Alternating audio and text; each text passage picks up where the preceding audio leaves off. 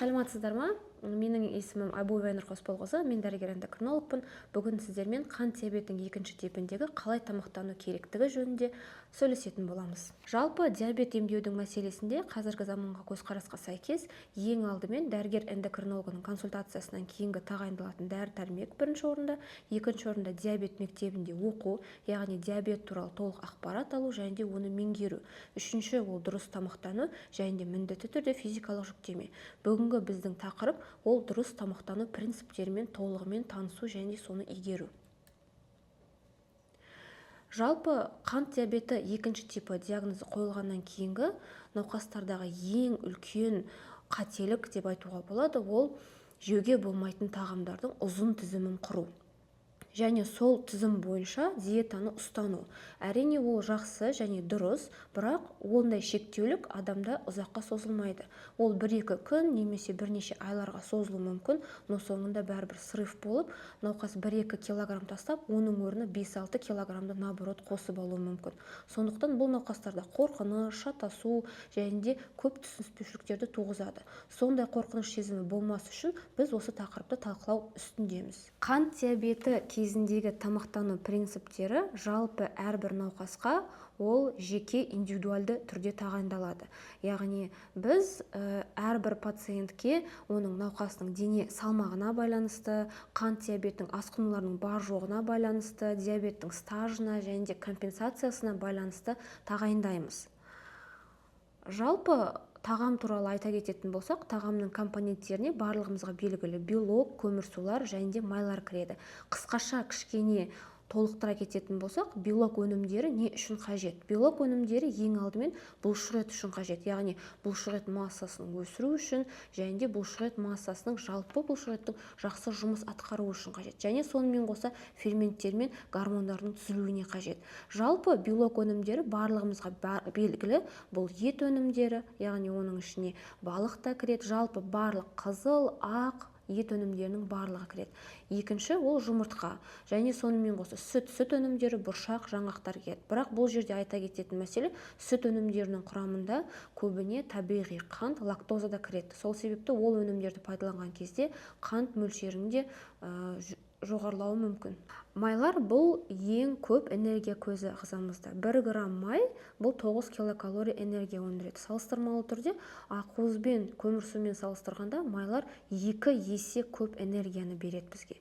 Майлар не үшін қажет? Ең алдымен бұл жүйке жүйесіне оң әсер етеді. Екіншіден бұл майда еритін витаминдердің сіңуіне көмектеседі. Яғни бұл А, Д, Е, К витаминдері.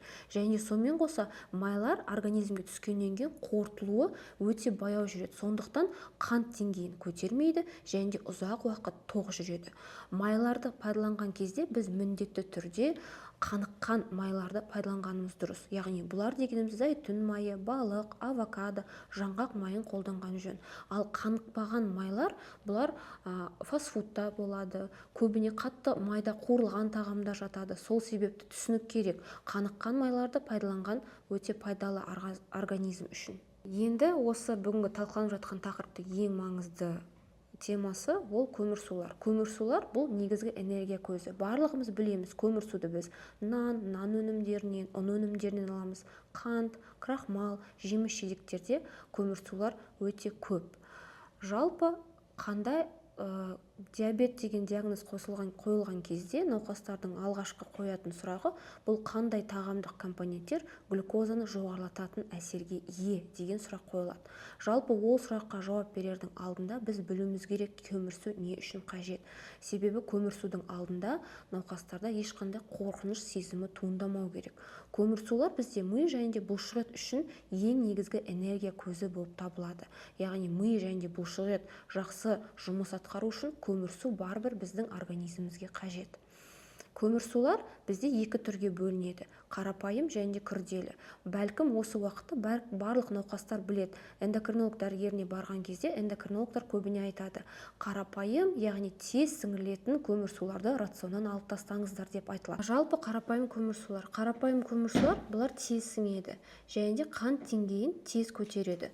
Сол себепті қант деңгейі тез көтерілгеннен кейін науқастарда аштық сезімі тез оянады. Егер қарапайым көмірсулар көмірсуларды біз жиі қолданатын болсақ, онда науқастарда ол семіздік, екінші типті қант диабетін туғызады.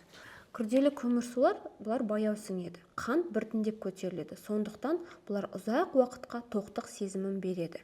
Яғни эндокринолог дәрігері айтқан секілді, қарапайым көмірсуларды рационнан алып, күрделі көмірсуларды рационға қосқан дұрыс. Төртінші біздің тағамдағы компонент ол клетчатка. Клетчатка қант деңгейін тұрақтандырады, ішек жұмысын жақсартады, іш қатудың алдын алады. Жалпы клетчатка қант деңгейін тұрақтандырады, ол тамақта қорытылу дәрежесі тоже баяу жүреді. Баяу болғандықтан кейін бұл егер клетчаткадан кейін сіздер көкөністер немесе тәтті тағамдар жейтін болсаңыз, оның сіңірілуі де баяулана түседі. Клетчатка соғымен ішекте тез қорытылмайды. Тез қорытылмағаннан кейін оның шығу дәрежесі ішекте тоже баяулана түседі. Соның есебінен бұл ішек жұмысын жақсартады, іш қатудың алдын алады. Клетчаткаға барымызға белгілі бұл қияр, қызанақ, қырыққабат, брокколи және көптеген көк шөптер жатады. Біз тағамның компоненттерімен таныстық. Енді біз диабет кезінде, әсіресе қант диабеті екінші типтегі артық салмақ кезінде қалай тамақтану қажет деген сұрағына жауап беруіміз қажет. Жалпы артық салмақ, семіздікті біз алдын ала анықтауымыз керек. Ол қалай анықталады? Бұл дене салмағының индексі арқылы анықтауға болады. Дене салмағының индексін біз кез келген интернет желісі арқылы формулаға салсақ болады, немесе өзіміздің дененің салмағының квадратын бойға бөлу арқылы анықтаймыз. 25-тен жоғары болған кезде бұл артық салмақтың, семіздіктің бар екендігінің белгісі. Артық салмақ диагнозы қойылғаннан кейін, немесе қант диабетінің екінші типі диагнозы қойылғаннан кейін, ең бірінші біздің задача ол төмен калориялы диетаға өту. Екіншіден көмірсулар мен майларды шектеу. Көмірсу дегеніміз жаңағы қарапайым көмірсулар. Қант, тәтті тағамдар, соларды шектейміз, және де майлар, фастфудтың алдын ала алып тастау керек. Біздің мақсатымыз бұл жердегі бұл салмақты азайту және де инсулинге деген сезімталдылықты арттыру. Жалпы неге салмақты азайту маңызды? Артық салмақ бұл салмақты азайту жалпы адамға өзіне бір сенімдікті тудырады науқастарда, иә. Сонымен қоса медицина жағынан бұл артық салмақты тастау арқылы біз инсулиннің әсерін жоғарылата түсеміз. Артық салмағы бар науқастарда көп жағдайда инсулинге деген жасушалардың сезімталдылығы төмендеген. Сондықтан да қанда инсулиннің дәрежесі жоғары, оның қызметі төмендеген болады. Сол себепті біз артық салмақ тастау арқылы жалпы науқастарда инсулиннің де жұмысын жақсартамыз. Сонымен қоса оның бет бейнесін де, жалпы өзіне деген сенімділігін де арттыра түсеміз. Бірінші калория. Калория және де энергия. Біз жоғарыда айтып кеткен болатынбыз, 1 грамм майда 9 килокалория энергия бар деп. Ал 1 грамм ақуыз бен көмірсуда 4 килокалория энергия бар. Яғни әрбір науқас өзіне қажетті тәуліктік килокалорияды осы арқылы есептеп шығара алады. Біздің осы калорий санаудағы басты мақсатымыз бұл майларды шектеу және жоғары калориядағы тағамды азайту болып табылады. Жалпы диабетте тамақтанудың бірнеше ережелері бар. Ол ең алдымен тез сіңетін, жоғарыда айтқандай, көмірсуларды шектеу, клетчатканы көбейту, жануар майларын азайту және тұзды азайту. Тұзды азайту арқылы біз науқастарда, диабетпен ауыратын көп науқастарда бұл басқа да аурулары қосарлана жүреді. Яғни қан қысымының жоғарылауы, біз тұзды тағамдарды шектеу арқылы қан қысымының көтерілуін болдырмаймыз. Сонымен қоса науқас міндетті түрде аз-аздан жиі тамақтануы қажет. Жалпы диабеті бар пациенттерге ең тиімді тамақтану режимі қандай? Бұны біз тарелка әдісі арқылы анықтап біле аламыз. Жалпы сіздің экранда бейнеленіп тұрғандай, тарелка әдісінде сіздің тарелкаңыздың 50%-ын, яғни жартысын клетчатка құрау керек. 4/1 бөлігін белок құраса, 4/1 бөлігін көмірсу және 2-3% ғана май құрау керек. Осындай рационмен тамақтанатын болсаңыз, күнделікті тәулікте сіз майлардың да, белоктардың да және де көмірсудың да рационын толтыратын боласыз. Енді сонымен қоса ерекше тоқтап кеткім келетіні жаман тамақтар. Пицца, фастфуд, чипсилар. Бұл тамақтардың құрамында зиянды майлар өте көп. Нәтижесінде жүрек қан тамыр жүйесі зардап шегеді. Әсіресе бұл егде жастағы пациенттер үшін тағамдарды жемеген өте дұрыс. Себебі майлы бұл жаман тағамдар арқылы холестерин деңгейі жоғарылайды, жүрек қан тамыр асқынулары жоғарылауы мүмкін. Жалпы қант диабеті кезінде тамақтану туралы кейбір науқастар арасында жүретін мифтер көп таралған. Оның бірнешеуін талқылап кететін болсақ, қызыл алма қантты қатты көтереді, сондықтан көк алма жеу керек. Бұл жерде алманың түр-түсіне емес, мөлшеріне қарау керек. Сіз қызыл алма жемеймін, бірақ көк алманың 4-5-еуін жеймін деген принцип дұрыс емес. Ақ нанның орнына қара нан жесем, қантым көтерілмейді деген сөз. Яғни бұл жерде ақ нан не, қара нан не, нанның түр-түсі емес, нанның мөлшеріне қарауымыз керек. Сіз бір ақ нанды шектеп, оның орнына 4 қара нан жейтін болсаңыз, бұл диета емес. Үшінші, қанты жоқ деген этикеткасы бар, шырындарды алып ішемін деген ой пікір. Қанты жоқ деген этикеткасы мен барлық шырындар, бұлар көбіне маркетинг. Яғни қант жоқ болғанымен, олардың құрамында фруктоза бар. Бұлар табиғи қант көзі, яғни дегенмен де қантты жоғарылататын болады.